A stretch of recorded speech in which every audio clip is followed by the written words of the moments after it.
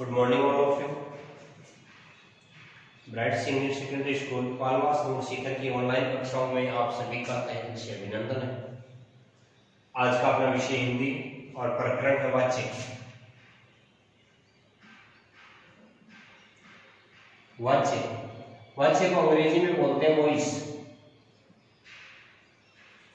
अंग्रेजी में वाच्य को क्या बोलते हैं? वॉइस।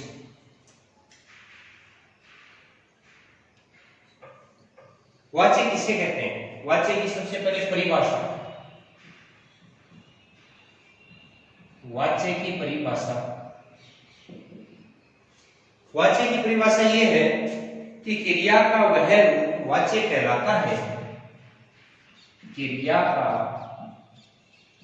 वह रूप वाच्य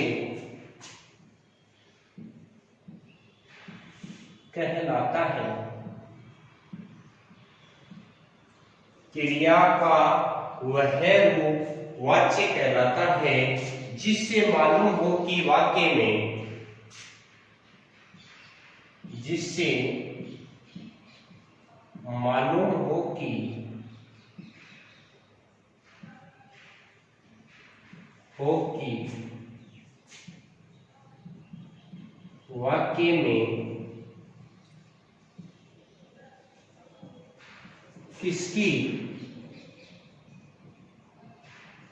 वाक्य में किसकी प्रधानता है। किसकी प्रधानता है? वाक्य में किसकी प्रधानता है? कर्ता की या कर्म की या भाव की? कर्ता की या कर्म की या भाव की?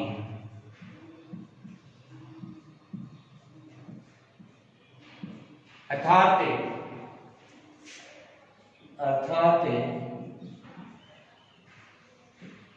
वाक्य में क्रिया कर्ता के अनुसार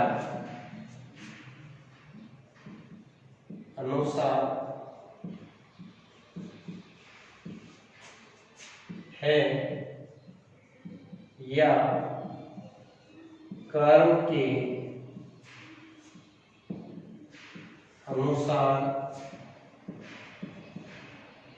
है अथवा भाव प्रधान है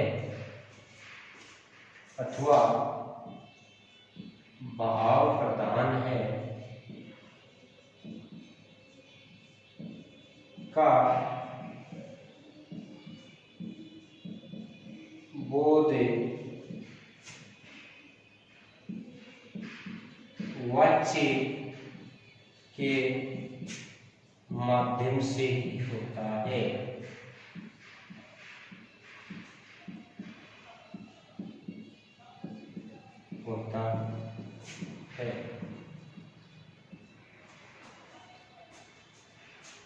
हिंदी भाषा में वाच्य 3 होते हैं, अंग्रेजी भाषा में 2 होते हैं, एक्टिव वॉइस और पैसिव वॉइस। संस्कृत में भी 3 ही होते हैं।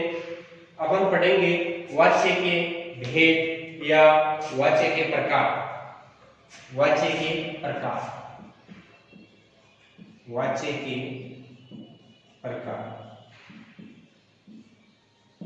हिंदी भाषा में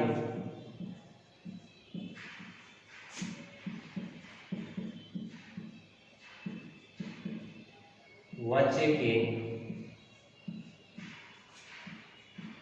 3 प्रकार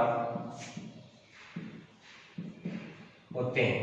वाच्य के 3 प्रकार होते हैं हिंदी भाषा में। कौन कौन से होते हैं? कुछ तो जानते हैं, इनका नाम पहले भी पढ़ा होगा आपने। 1 नंबर पे आता है कर्तृवाच्य। 2 नंबर पे आता है कर्मवाच्य।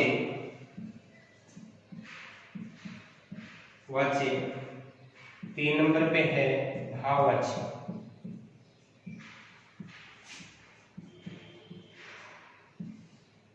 इस प्रकार से वाच्य के 3 प्रकार होते हैं, कर्तृवाच्य, कर्मवाच्य एवं भाववाच्य।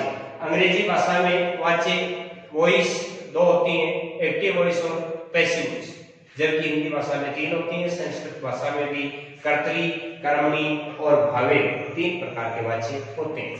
1 नंबर पे अपन पढ़ेंगे कर्तृवाच्य। कर्तृवाच्य क्या है? कर्तृवाच्य सामान्य से समझने की जरूरत है कि जब वाक्य में क्रिया का लिंग और वचन कर्ता के अनुसार प्रयुक्त होता है तो वहां पर कर्तृवाच्य माना जाता है। तो अपन साधारण से परिभाषा पढ़ते हैं कि जब किसी वाक्य में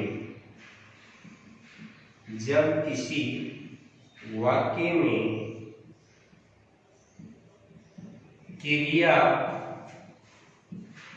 के लिंग, वचन कर्ता के अनुसार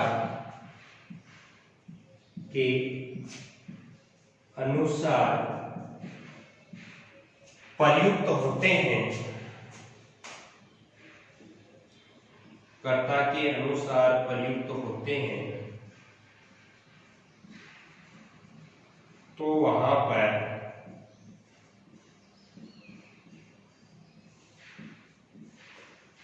कर्ता के अनुसार प्रयुक्त होते हैं तो वहां पर कर्तृवाच्य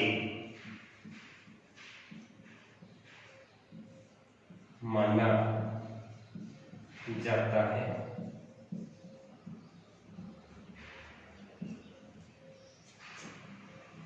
कर्ता के लिंग वचन परिवर्तन करने पर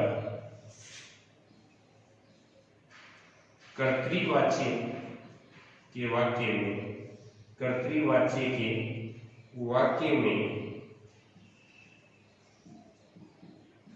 कर्ता के लिंग वचन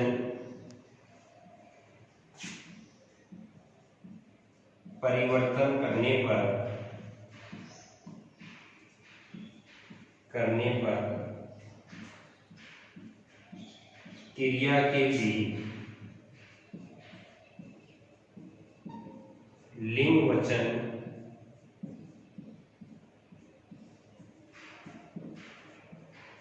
परिवर्तित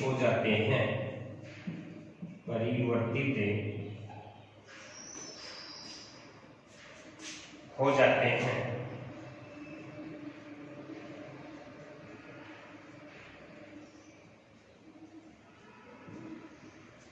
जैसे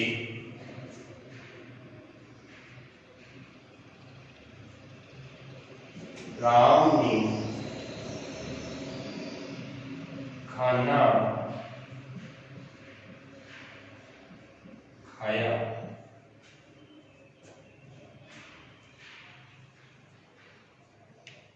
तो राम ने खाना खाया, राम एक वचन है, पुल्लिंग है, दोनों मिल रहे हैं। राम बाजार गया, तो यहाँ पर राम है वो एक वचन है, यहाँ पर भी गया एक वचन है, पुल्लिंग है। तो इस प्रकार से कर्ता के अनुसार जब क्रिया के लिंग वचन प्रयुक्त होते हैं तो वहां पर कर्तृवाच्य माना जाता है। जैसे मैं पुस्तक पढ़ता हूं,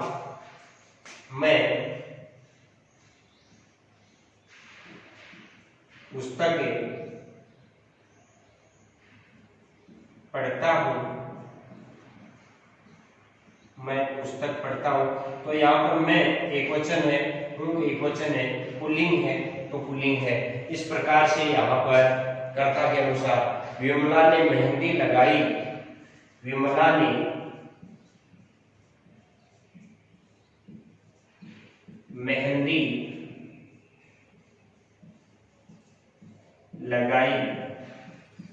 यहाँ पर विमला एक वचन है, विमला स्त्रीलिंग है और लगाई की क्रिया में भी क्या है? स्त्रीलिंग है। तो यहाँ पर एक वचन और स्त्रीलिंग, एक वचन और स्त्रीलिंग। तुलसीदास जी ने रामायण की रचना की। तुलसीदास जी ने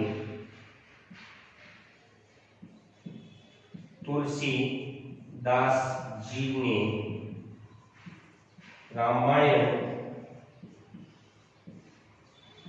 की रचना की। तो यहाँ पर तुलसीदास जी ने रामायण की रचना की, तो यहाँ रचना की एक वचन है और रचना की यहाँ की को छोड़ दें, रचना से ही लेना आपको, पुल्लिंग है। तो यहाँ पर कर्ता के अनुसार लिंग वचन जहाँ पर प्रयुक्त होते हैं वहां पर कर्तृवाच्य माना जाता है। अगला वाच्य है कर्मवाच्य।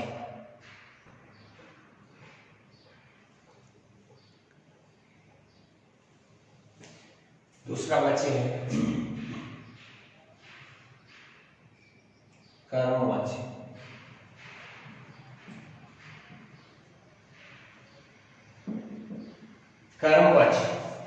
कर्मवाच्य का आपको पहले भी बता दिया था कि जहां पर क्रिया का संबंध वाक्य में प्रयुक्त कर्म से होता है और क्रिया में लिंग वचन कर्म के अनुसार प्रयुक्त होते हैं, तो वहां पर कर्मवाच्य होता है।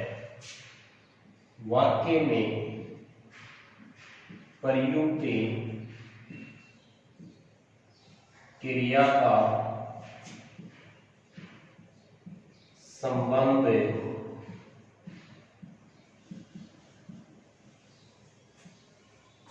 वाक्य में प्रयुक्त कर्म से ही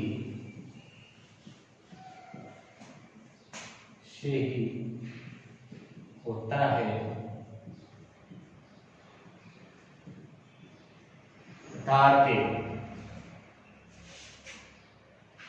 अर्थात वाक्य में प्रयुक्त क्रिया के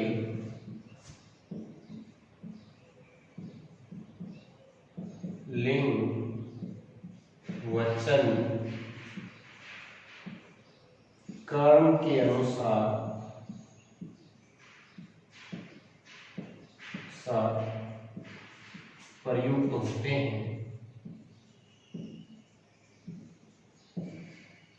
प्रयुक्त होते हैं, वहां पर कर्मवाच्य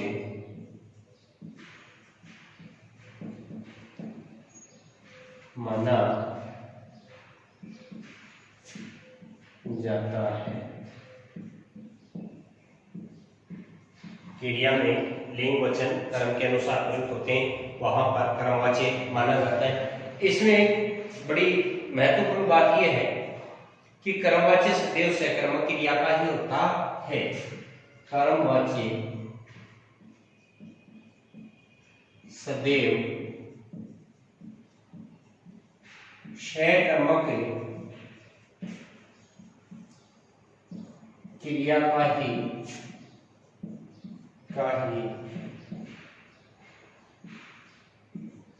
होता है, क्योंकि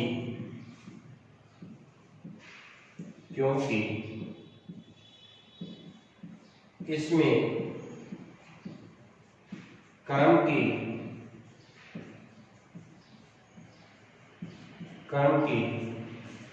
प्रधानता होती है। कर्मवाच्य सदैव सकर्मक क्रिया का ही होता है, क्योंकि इसमें कर्म की प्रधानता होती है। जैसे सीता ने दूध पिया, जैसे सीता ने दूध पिया, सीता ने दूध पिया। सीता ने दूध पिया, यहाँ पर दूध क्या है? कर्म है। सीता ने पत्र लिखा, सीता ने पत्र लिखा, तो यहाँ पत्र क्या है? कर्म। और पत्र के अनुसार क्रिया आई है या दूध के अनुसार क्रिया आई है, तो ये कर्म है, सीता करता है। और यहाँ पत्र है, वो कर्म है, सीता यहाँ करता है, लिखा यहाँ क्रिया है। तो इस प्रकार से कर्ता कर्म का जो लिंग है वो दूध पुल्लिंग है, पिया पुल्लिंग है, एक वचन है, एक वचन है। हमेशा ध्यान रखना, जो द्रव्यवाचक संज्ञाएं होती हैं, पदार्थवाचक संज्ञाएं होती हैं, वो हमेशा एक वचन में ही प्रयुक्त होती हैं। पत्र है वो पुल्लिंग है, लिखा पुल्लिंग है, पत्र एक वचन है और पत्र भी एक वचन है। तो यहाँ पर कर्म के अनुसार क्रिया के लिंग वचन प्रयुक्त हुए हैं। मनोज ने मिठाई खाई, मनोज ने मिठाई खाई, तो यहाँ पर मिठाई है वो कर्म है और खाई क्रिया है। मिठाई स्त्रीलिंग है, खाई स्त्रीलिंग है, मिठाई एक वचन है और खाई भी एक वचन ही है। अगला उदाहरण है, राम ने चाय पी। राम ने चाय पी, पी भी लिखा जा सकता है या चाय पी भी लिखा जा सकता है, दोनों सही है। चाय स्त्रीलिंग है, पी स्त्रीलिंग है, चाय एक वचन है, पी भी एक वचन है। इस प्रकार से अन्य उदाहरण है कर्मवाची के। कर्मवाची का अन्य उदाहरण है, सिपाही द्वारा चोर देखा गया। सिपाही द्वारा चोर देखा गया, तो यहाँ चोर कर्म है और चोर कर्म के अनुसार ही क्रिया के लिंग वचन है। चोर देखा गया, चोर एक वचन है, देखा गया एक वचन है, चोर पुल्लिंग है, देखा गया में पुल्लिंग है। पत्र मोहन के द्वारा लिखा गया, पत्र मोहन के द्वारा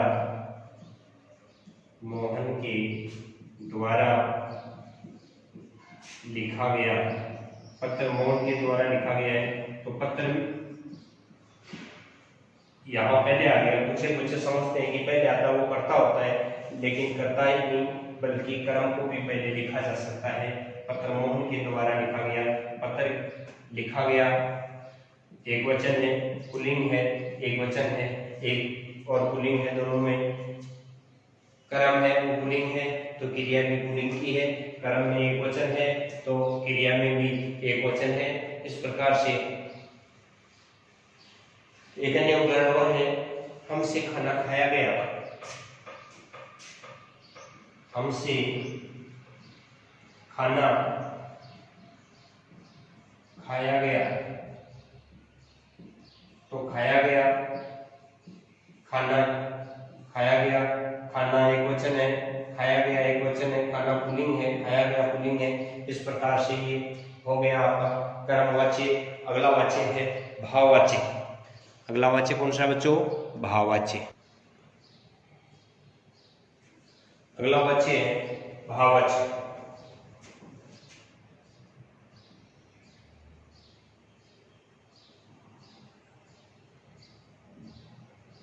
भाववाच्य अपन ने पढ़ लिया कर्तृवाच्य, कर्मवाच्य और तीसरा है भाववाच्य। इसकी परिभाषा है, क्रिया के जिस रूप से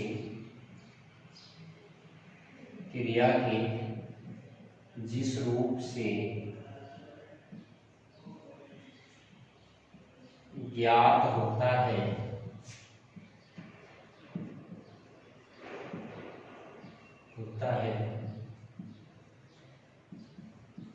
क्रिया के जिस रूप से ज्ञात होता है कि कार्य का प्रमुख विषय,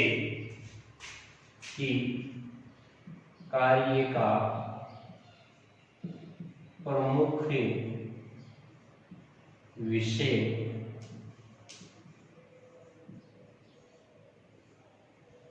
भाव है,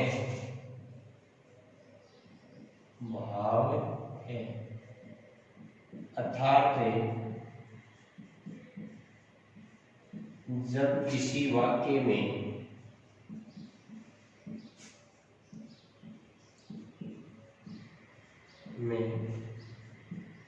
न तो कर्ता प्रधान होता है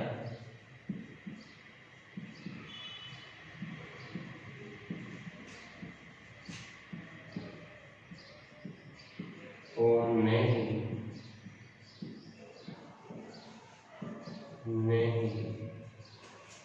कर्म प्रधान होता है।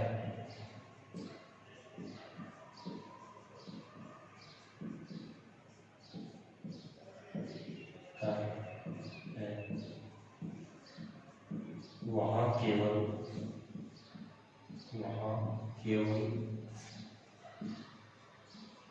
अर्थ का भाव प्रदान होता है।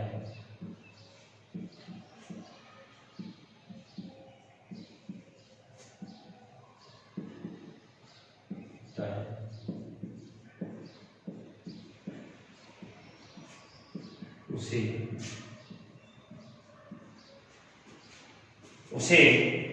भाववाच्य कहते हैं, उसे भाववाच्य कहते हैं, भाववाच्य कहते हैं। एक बार इसकी परिभाषा दोबारा अपन देखते हैं कि क्या परिभाषा लिखी अपने।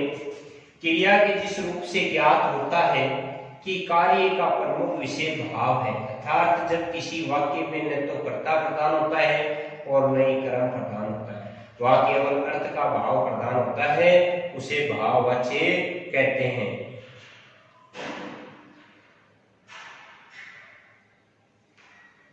इसमें सदैव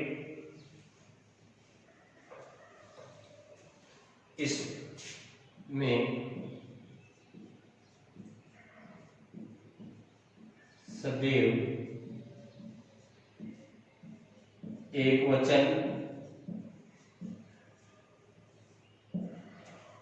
अकर्मक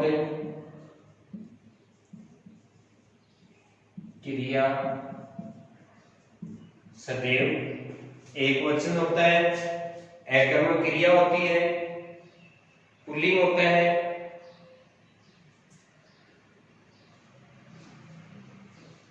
और अन्य पुरुष होता है। पुल्लिंग व अन्य पुरुष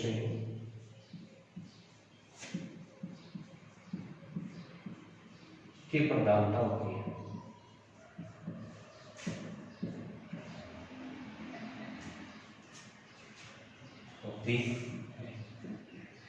इसमें क्रिया अधिकांशतः कैसी आती है? अकर्मक आती है, एक वचन में रहती है, पुल्लिंग में रहती है और अन्य पुरुष की प्रधानता होती है। जैसे मुझसे सवेरे उठा नहीं जाता, मुझसे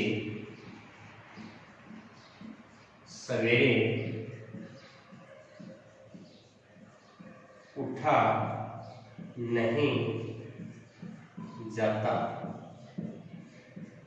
अब यहाँ पर मुझसे सवेरे उठा नहीं जाता या मुझसे से कोई लेना देना नहीं है, मुझसे अन्य पुरुष में है और उठा नहीं जाता पुल्लिंग है, जाता या क्रिया पुल्लिंग की है और उठा नहीं जाता अकर्मक है और एक वचन में है। अब मुझसे बोला नहीं जाता, अब मुझसे बोला नहीं जाता,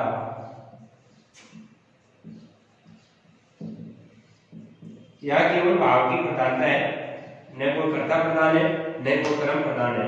मुझसे देखा नहीं गया, मुझसे देखा नहीं गया,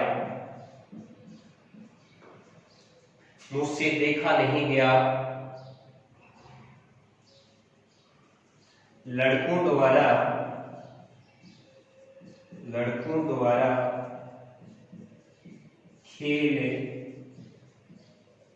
खेला गया, लड़कों द्वारा खेल खेला गया, बच्चों द्वारा गाना गाया गया, बच्चों द्वारा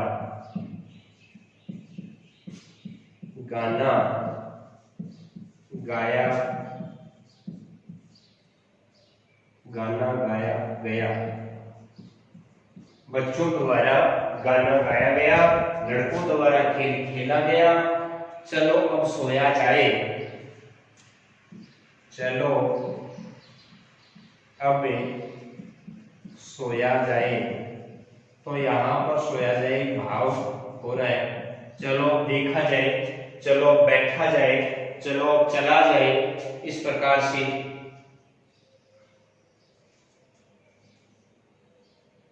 पत्र भेज दिया गया था, पत्र भेज दिया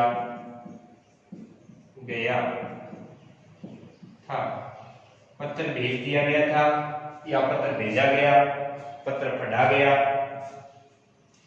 खूब पैसा बहाया जा रहा है, खूब पैसा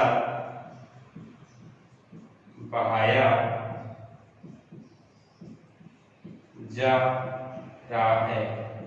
इस प्रकार से यहाँ अपन ने भाववाच्य पढ़ा है और ये वाच्य हो गए पूरे। यहाँ वाच्य 3 है, कर्तृवाच्य, कर्मवाच्य और भाववाच्य। अब कुल मिला के अपन ने कर्ता कारक, काल और वाच्य तीनों पढ़ लिया और तीनों का एक टॉपिक बनता है कारक, काल व वाच्य। अब तीनों का एक टॉपिक बनकर के प्रश्न इस प्रकार से आता है, एक वाक्य दिया हुआ आता है, जैसे ये वाक्य ले लेते हैं अपन, खूब पैसा बहाया जा रहा है, खूब पैसा बहाया जा रहा है। तो यहाँ कारक, काल और वाच्य बताना है। तो इसका उत्तर अपन ऐसे लिखते हैं, पहले कारक लिखा जाता है, फिर काल लिखा जाता है और फिर वाच्य लिखा जाता है। तो ये अलग अलग है। जैसे कारक कौन सा है, खूब पैसा बहाया जा रहा है, कोई कर्ता कारक नहीं है, कोई कर्म कारक नहीं है, कोई कर्ण कारक नहीं है, संप्रदान नहीं है, अपादान नहीं है, अधिकरण नहीं है, संबोधन नहीं है। तो आप बता सकते हैं कि इनमें से कोई सा एक कारक तो आपको देखने को इसमें मिलेगा। यहाँ पर खूब पैसा बहाया जा रहा है, काम क्या हो रहा है, पैसा बहाने का हो रहा है, तो पैसा क्या हो जाएगा, कर्म कारक। काल कौन सा हो जाएगा, है वर्तमान काल, वर्तमान काल। और वाच्य आपने अभी भी पढ़ा है, कौन सा वाच्य था, भाववाच्य, भाववाच्य। इस प्रकार से ये प्रश्न आता है 3 नंबर का। तीनों एक एक नंबर के आते हैं, एक सही होता है तो 1 मिलता है, दोनों सही होते हैं तो 2 मिलते हैं, तीनों सही होते हैं तो 3 मिलते हैं। तो इसके उदाहरण एक अपन नए टॉपिक के रूप में पढ़ लेंगे। कारक, काल और वाच्य को आप अच्छे ढंग से याद कर लेना, ताकि आप पहचान सको कोई भी वाक्य आपके सामने आए तो इसमें कारक कौन सा है, काल कौन सा है, वाच्य कौन सा है, ये आगामी कक्षा में अपन पढ़ेंगे। धन्यवाद।